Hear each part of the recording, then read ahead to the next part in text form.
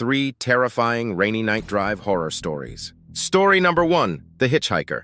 Late one stormy night, Jenna was driving home from a late shift at work.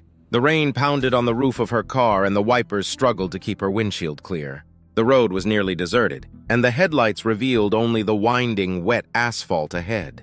As she rounded a bend, Jenna noticed a figure standing on the side of the road.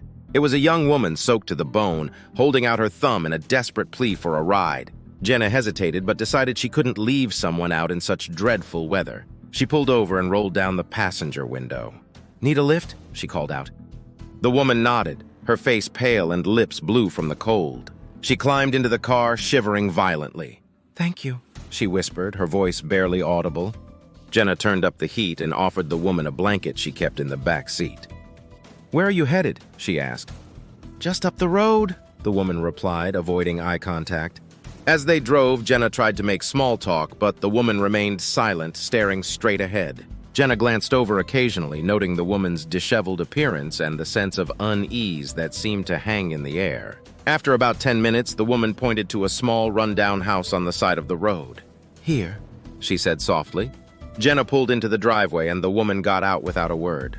"Take care," Jenna called after her, but the woman had already disappeared into the shadows. Shrugging off the strange encounter, Jenna continued on her way. A few miles down the road, she realized the woman had left the blanket behind. She decided to return it the next day. The following afternoon, Jenna drove back to the house. She knocked on the door and an elderly woman answered. "Can I help you?" she asked. "I gave a ride to a young woman last night and she left this blanket in my car. I thought I'd return it," Jenna explained. The elderly woman's face paled. "You must be mistaken," she said, her voice trembling. "My daughter died in a car accident on this road 5 years ago. She used to hitchhike home after her shifts." Jenna felt a chill run down her spine. She turned and hurried back to her car, glancing at the empty passenger seat where the woman had sat the night before. As she drove away, she couldn't shake the feeling that she had encountered something otherworldly on that rainy night. Outdoor story number 2, The Abandoned Gas Station.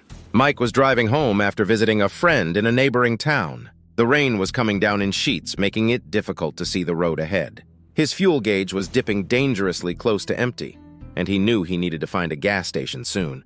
Through the haze of rain, he spotted the dim lights of an old, seemingly abandoned gas station on the side of the road. Relieved, he pulled in and parked under the awning.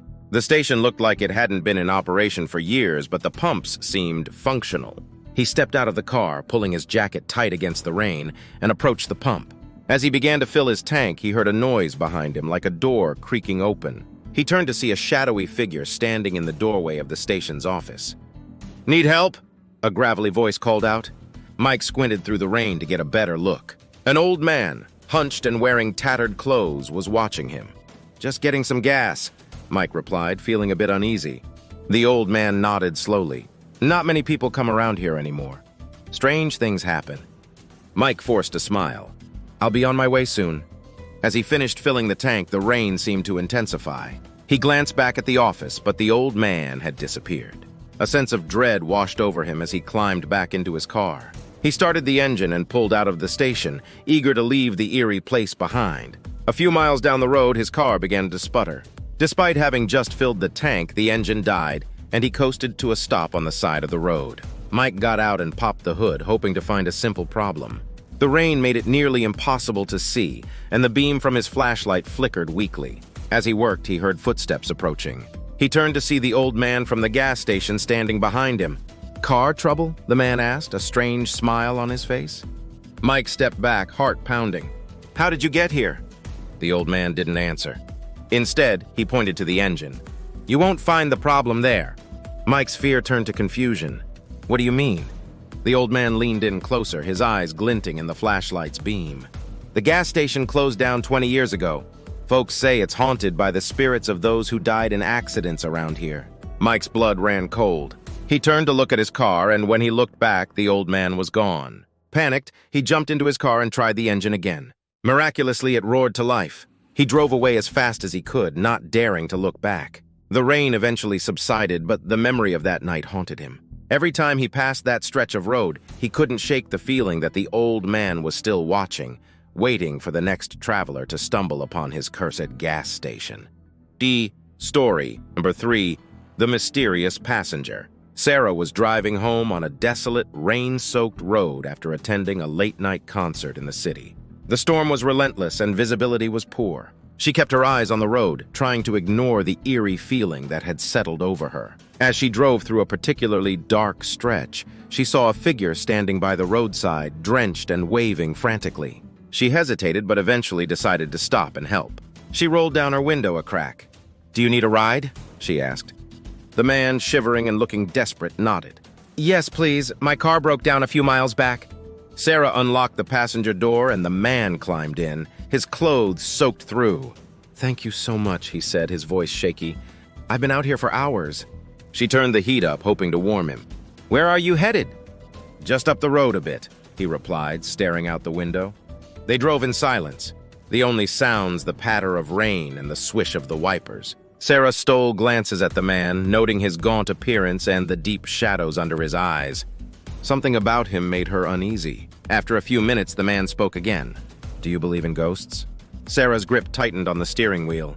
"I guess so. Why?" He turned to look at her, his expression unreadable. "Because I've seen them, right here on this road." A chill ran down Sarah's spine. "What do you mean?"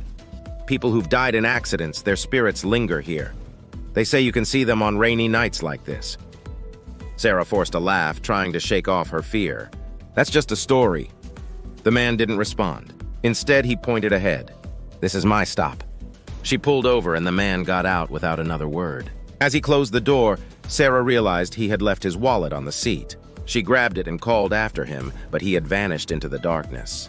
Curious, she opened the wallet. Inside, she found a faded driver's license and a few old photos.